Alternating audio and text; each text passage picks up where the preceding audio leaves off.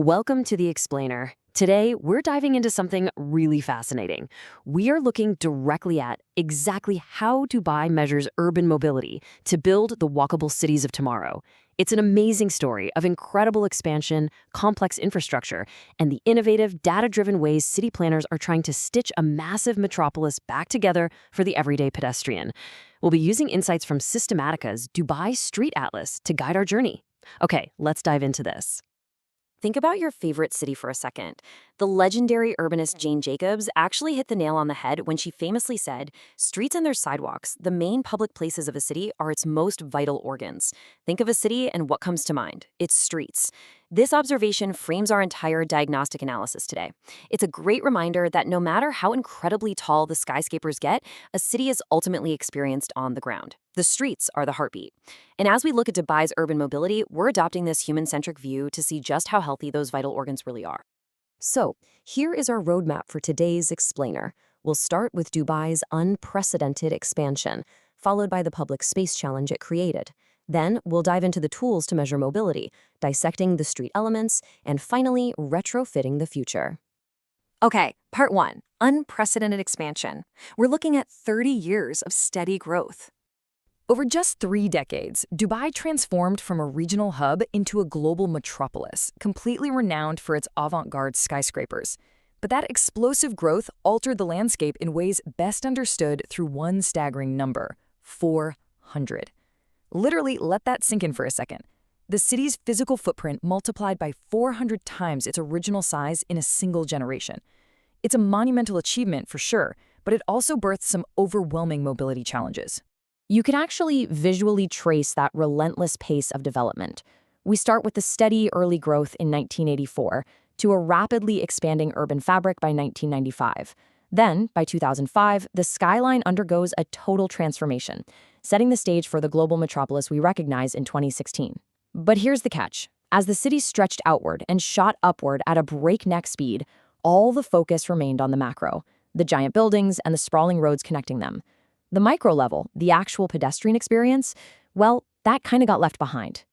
Which brings us right to section 2, the public space challenge. It's all about car-oriented design. Because so much investment poured into those iconic avant-garde landmarks, the pedestrian experience really lagged. Rapid expansion demanded immediate logistical solutions, and that resulted in heavy-duty infrastructure just to facilitate movement. We're talking massive 6-lane arterial highways, elaborate flyover junctions, and large-scale transit like overhead rails and new tram lines. Sure, these move cars and trains like a dream across vast distances, but they create huge barriers for people on foot. And with mega events like Expo 2020 drawing an expected 25 million visitors, rethinking these barriers to accommodate actual human beings on the ground became absolutely critical.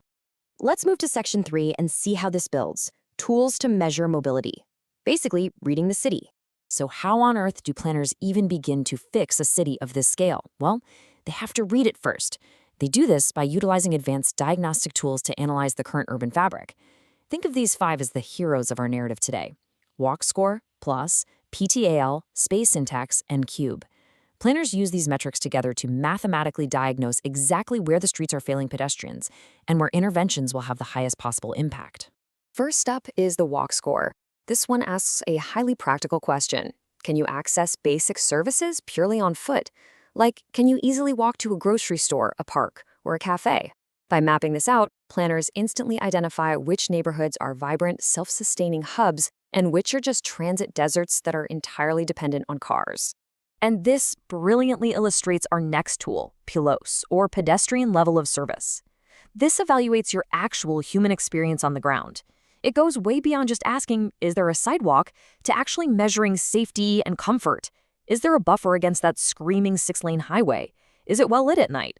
PLOS gives planners the raw data to prioritize urgent safety interventions exactly where they're needed most. Then we've got PTAL, Public Transport Accessibility Level. This tool takes a holistic look at the true efficiency of public transport for the everyday commuter.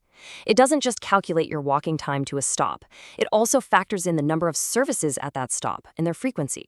Because let's be real, a bus stop is completely useless if you have to walk 40 minutes to reach it, or if the bus only shows up once a day, right? PTAL measures the true, practical accessibility of the network.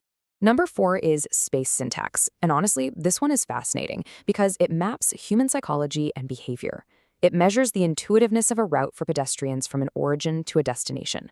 We all naturally want to take the path of least resistance.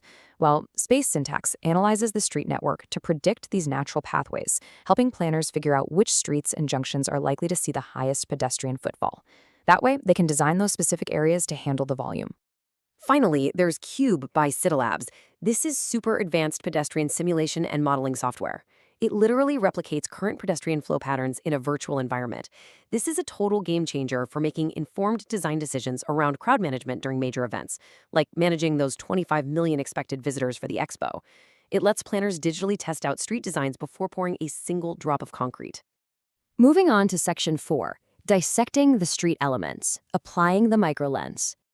To really wrap their heads around the sheer complexity of Dubai's roads, whether it's the narrowest alley in Daira or a massive car-oriented corridor like the 308th Road in Al Saqwa, planners have to literally dissect the street into its smallest anatomical parts.